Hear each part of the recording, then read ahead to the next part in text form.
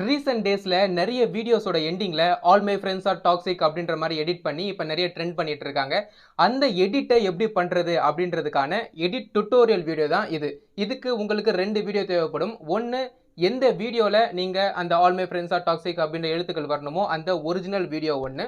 ரெண்டாவது, கூகுளில் போயிட்டு டாக்ஸிக் ஃப்ரெண்ட்ஸ் வீடியோ டவுன்லோட் அப்படின்ற மாதிரி சர்ச் பண்ணிங்கன்னா முதல்ல ஒரு லிங்க் வரும். அந்த லிங்கை கிளிக் பண்ணி அந்த all my friends are toxic அப்படின்றது ஒரு லிரிக்கல் வீடியோவாகவே இருக்கும். அந்த வீடியோவை நீங்கள் டவுன்லோட் பண்ணி வச்சுக்கணும். ஸோ இப்போ உங்ககிட்ட ரெண்டு வீடியோ இருக்கும். அந்த வீடியோவை வச்சு எப்படி இதை எடிட் பண்ணுறது அப்படின்றத பார்க்கலாம் வாங்க. இந்த எடிட்டிங்கை நம்ம இன்ஷாட் அப்படின்ற அப்ளிகேஷனில் தான் பண்ண போகிறோம். ஸோ இன்ஷாட் ஓப்பன் பண்ணிக்கிறேன், வீடியோ கிளிக் பண்ணிக்கிறேன், நியூ கிளிக் பண்ணிக்கிறேன். இப்போ எந்த வீடியோவில் நான் அந்த all my friends are toxic அப்படின்றது வரணுமோ அந்த ஒரிஜினல் வீடியோவை நான் செலக்ட் பண்ணிக்கிறேன். நான் ஃபார் எக்ஸாம்பிள் கீழே இருக்கிற இந்த வீடியோவை செலக்ட் பண்ணிவிட்டு டிக் மார்க் கொடுக்குறேன். நான் செலக்ட் பண்ண வீடியோ இப்போ இதில் ஆட் ஆகிடுச்சு. இப்போ எனக்கு எந்த இடத்துல இருந்து all my friends are toxic அப்படின்றது வேணுமோ அந்த இடம் வரைக்கும் கர்சரை கொண்டு போகிறேன். எனக்கு இந்த இடத்துல இருந்து அந்த all my friends are toxic அப்படின்னு வேணும்னு ஆசைப்பட்றேன். ஸோ இங்கே இந்த கர்சரை வச்சுட்டு மேலே ஸ்ப்ளிட் அப்படின்னு ஒரு ஆப்ஷன் இருக்குது பார்த்தீங்களா, இந்த ஆப்ஷனை செலக்ட் பண்ணுறேன். செலக்ட் பண்ண உடனே இந்த வீடியோ ரெண்டாக பிரிஞ்சிருச்சு. செகண்ட் ஆஃப் எனக்கு தேவையில்லை அப்படின்றதுனால மேலே இருக்கிற டெலிட் கிளிக் பண்ணுறேன்.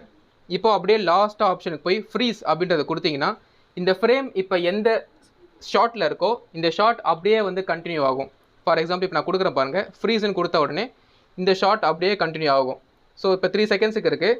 நான் இழுத்து விட்டு அப் டு 5 செகண்ட்ஸ் வரைக்கும் வச்சுக்கிறேன். இப்போ ப்ளே பண்ணி பார்த்தீங்கன்னா இந்த ஸ்டில்லு மட்டும் அப்படியே 5 செகண்ட்ஸுக்கு ஓடும். ஓகே, இப்போது நம்ம டவுன்லோட் பண்ணி வச்ச அந்த all my friends are toxic அப்படின்ற வீடியோவை இதில் ஆட் பண்ணுறது தான் அடுத்த வேலை. இதுக்கு எப்படி பண்ணணும் அப்படின்னா, ஸ்டார்டிங்க்கு போய்க்கிறேன்.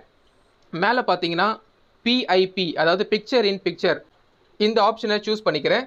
இப்போது நான் டவுன்லோட் பண்ணி வச்ச all my friends are toxic அப்படின்ற வீடியோவை இதில் செலக்ட் பண்ணி இங்கே கொண்டு வந்துட்டேன். இப்போ இந்த மேலே இருக்கிற இந்த பிளாக் கலர் ஃபைல் தான் இந்த all my friends are toxic அப்படின்றது. இந்த வீடியோவில் ஸ்டார்டிங்கில் கொஞ்சம் தூரம் ஒரு மியூசிக் மாதிரி வந்துட்டு அதுக்கப்புறமா தான் all my friends are toxic அப்படின்றது ஆரம்பிக்கும். எனக்கு அந்த மியூசிக்லாம் வேணாம்ப்பா, இந்த ஆல் மை ஃப்ரெண்ட்ஸ் ஆர் டாக்ஸிக்கில் இருந்து தான் எனக்கு தேவைப்படுது அப்படின்றதுனால எந்த இடத்துல இருந்து வருது அப்படின்றத நான் கொண்டு போய் பார்க்குறேன். ஓகே, இந்த இடத்துல இருந்து தான் all my friends are toxic அப்படின்னு ஆரம்பிக்குது. அதுக்கு முன்னாடி ஃபுல்லாக வெறும் பிளாங்காக தான் இருக்குது. இந்த இடத்துல இருந்து தான் எக்ஸாக்டாக ஆரம்பிக்குது. ஸோ அதுக்கு முன்னாடி வரைக்கும் வச்சு அதே மாதிரி ஸ்ப்ளிட் பட்டன் கிளிக் பண்ணி முன்னாடி இருக்கிற ஃபர்ஸ்ட் ஆஃபை டெலீட் பண்ணிக்கிறேன்.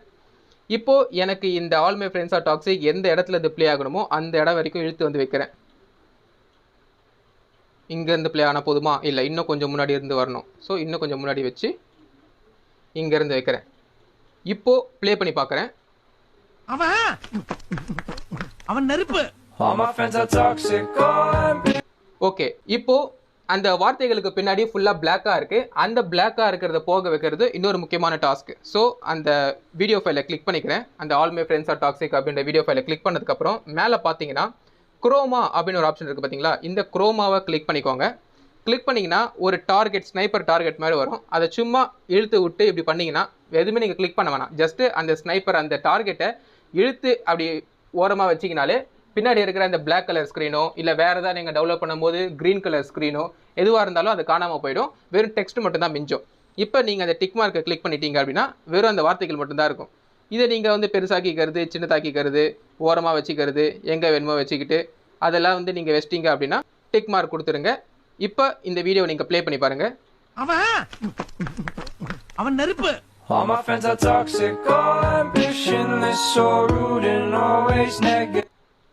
ஓகே, இது வரைக்கும் ப்ளே ஆகி முடிஞ்சிடுச்சு. அவ்வளோதான். இப்போ நீங்கள் மேலே இருக்கிற இந்த சேவ் பட்டனை கொடுத்து 60 FPS வச்சிக்கிங்கன்னா 60 frame per second. So இன்னும் கொஞ்சம் பெட்டராக இருக்கும் அப்படின்னு சொல்லுவாங்க. ஸோ 60 FPS கிளிக் பண்ணி சேவ் அப்படின்றத கொடுத்தீங்கன்னா இந்த வீடியோ